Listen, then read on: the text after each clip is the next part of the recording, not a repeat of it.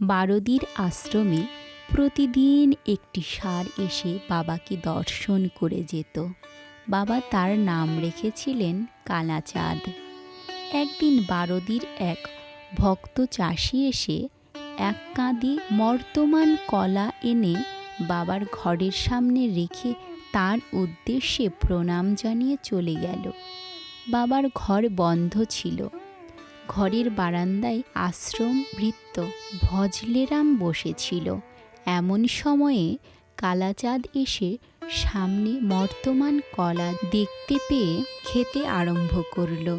ভজলেরাম এই কাণ্ড দেখে চেঁচামেচি শুরু করে দিল। তার চেঁচামেচি শুনে চাষি ভক্তটি ফিরে দেখে তার দেওয়া কলার কাঁদি থেকে ষাঁড়টি সব কলা খেয়ে ফেলছে। সে দৌড়ে এসে ওর মুখের সামনে থেকে কিছু কলা বাঁচিয়ে সরিয়ে রাখল।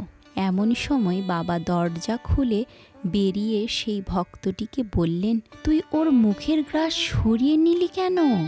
সেই সময় কালাচাঁদ বাবার মুখের দিকে করুণভাবে তাকিয়ে দাঁড়িয়েছিল। ভক্তটি বলল, বাবা, আমি ওর গ্রাসের কলা নেইনি। কাঁদিতে যে কটা কলা পড়েছিল সেগুলো সরিয়ে দিয়েছি। বাবা বললেন, যে কলা তুই আমাকে নিবেদন করেছিস তাতে আর তোর কি অধিকার? কালাচাঁদ আমার কলা খেয়েছে, তুই ওর সামনে থেকে কলা নিলি কেন? ভক্তটি তখন তার ভুল বুঝতে পারল এবং সেই কলাগুলি এনে কালাচাঁদকে নিজের হাতে খাইয়ে দিল। বাবা এবার শান্ত হলেন। যখন ভক্তটি কালাচাঁদের সামনে থেকে কলাগুলি সরিয়ে নেন, তখন সে করুণভাবে বাবার ঘরের দিকে তাকিয়েছিল। বাবার ইন্দ্রিয় কালাচাঁদের দুঃখ বুঝতে পেরে সঙ্গে সঙ্গে দরজা খুলে বেরিয়েছিলেন। আর এই ঘটনার মাধ্যমে বাবা সব ভক্তকে এই শিক্ষা দিলেন যে আশ্রমের প্রতিটি জিনিসের উপর সবার সমান অধিকার। বাবা এখানে ভক্তদের আরও কিছু বার্তা দিতে চেয়েছেন।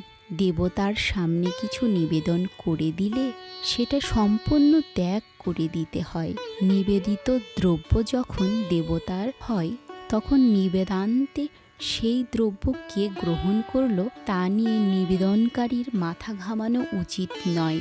যখন নিবেদনকারী দেবতাকে নিবেদন করার পরেও সেই দ্রব্যের প্রতি মোহ রাখে, তখন বোঝা যায় যে সে ওই দ্রব্যের প্রতি সম্পূর্ণ স্বার্থ ত্যাগ করতে পারেনি।